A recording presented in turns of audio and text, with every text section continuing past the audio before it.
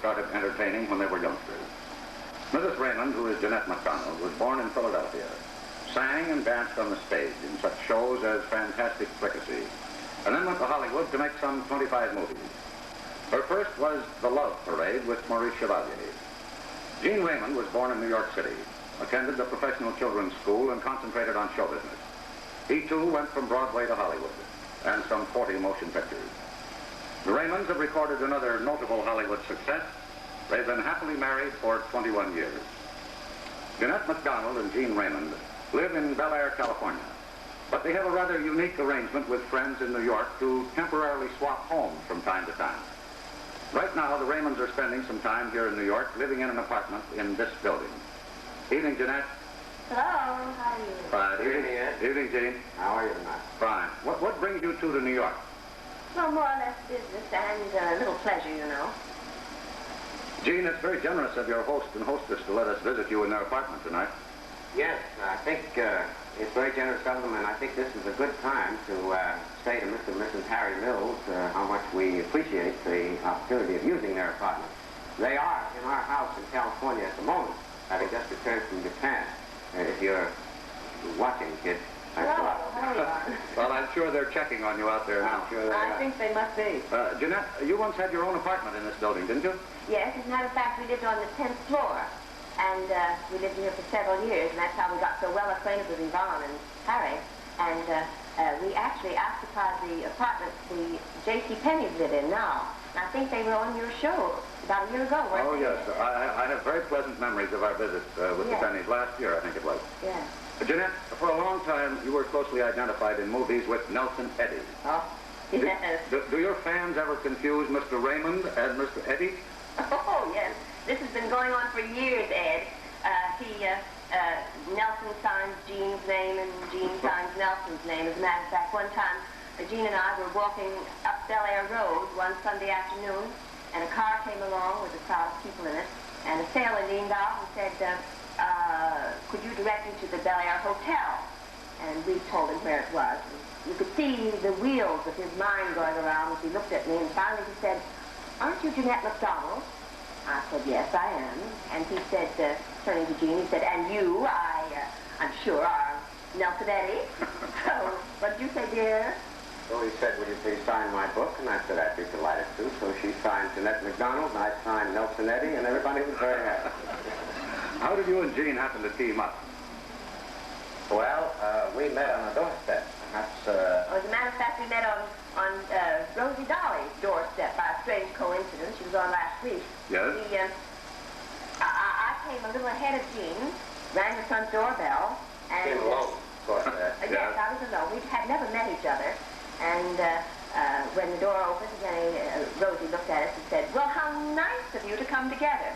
So this started things. That started things. About a week or two later, I met her on another doorstep. I whistled at her. She turned around, and that did it. You know, a friend of ours said to us recently, you know, it's a shocking thing about you two. You've been happily married for 20 years, or 21 years, and you've never been properly introduced. Tell me, did you know Rosie's sister, Jenny, too? I can't hear.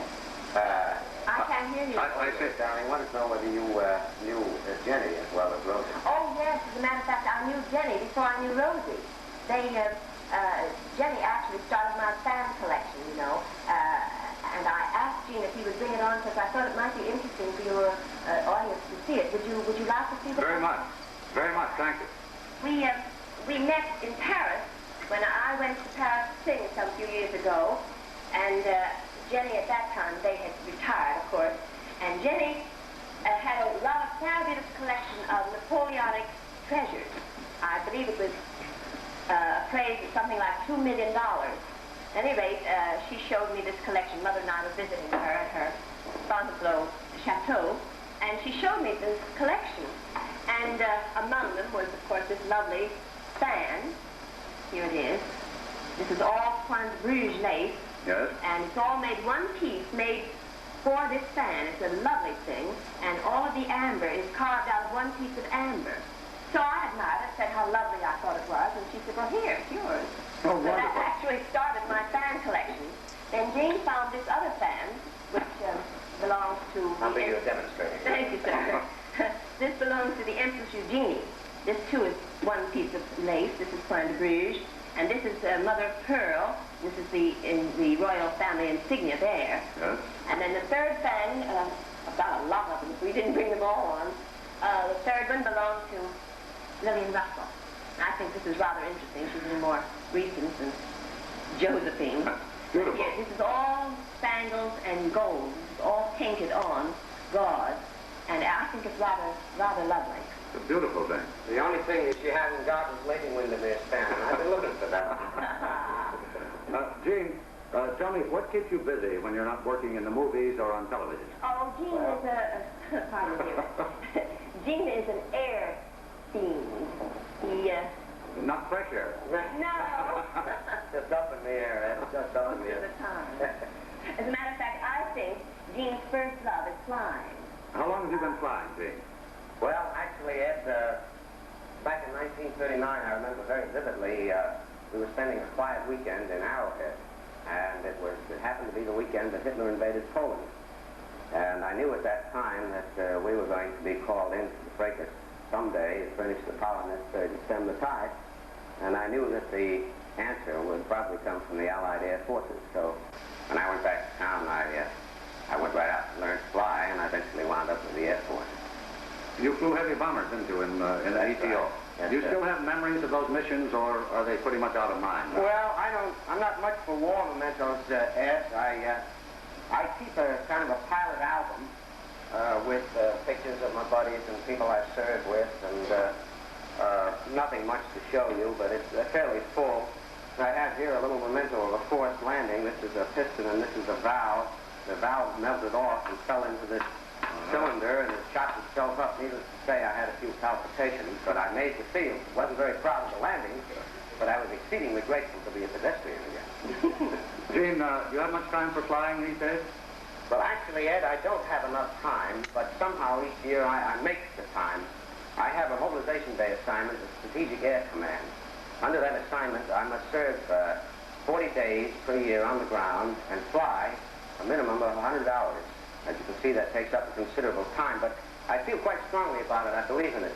What do you know, a long time ago, George Washington said the citizen who enjoys a free government owes his services to the protection of it. I believe in that statement, and I believe in the Air Force mission, particularly Strategic Air Command. What are you flying these days, Jean? Well, I'm a fully qualified jet pilot, Ed. My primary aircraft is the T-33, the Lockheed T-33 trainer. We call it the T-Bird. These pictures, I don't know whether you've seen I've there. seen that one myself. This was a checkout of my instructor about a couple of years ago, and this is taken of me in the cockpit of KC-135. I've flown some missions in B-47, KC-135, and B-52. This happens to be a pretty good picture of me because that helmet covers up so much of me, you know. Yes, that's the modern age. Jeanette, you share Jean's enthusiasm for flying? No, I'm not much of a flyer myself. I think I feel a little bit like most wives whose husbands are in the dangerous zone. Bear with it, so I honestly don't like it, frankly. So it's rather obvious that you're more interested in fans than in airplanes, right? She's not a prop gal.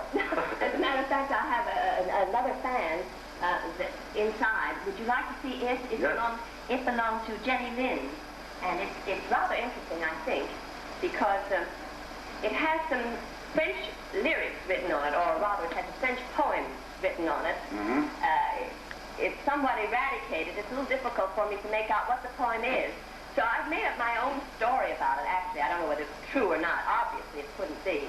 But it makes a good story anyway. I like to think that possibly Jenny might have had a song that she was a little bit uncertain about. You know, we all do. Yes. And one night, perhaps, when she was giving a recital, she wrote the lyrics to the song on this fan and used it as a sort of prop in case she forgot her lyrics. Something like, she might have been singing, J'ai des amours, mon pays, I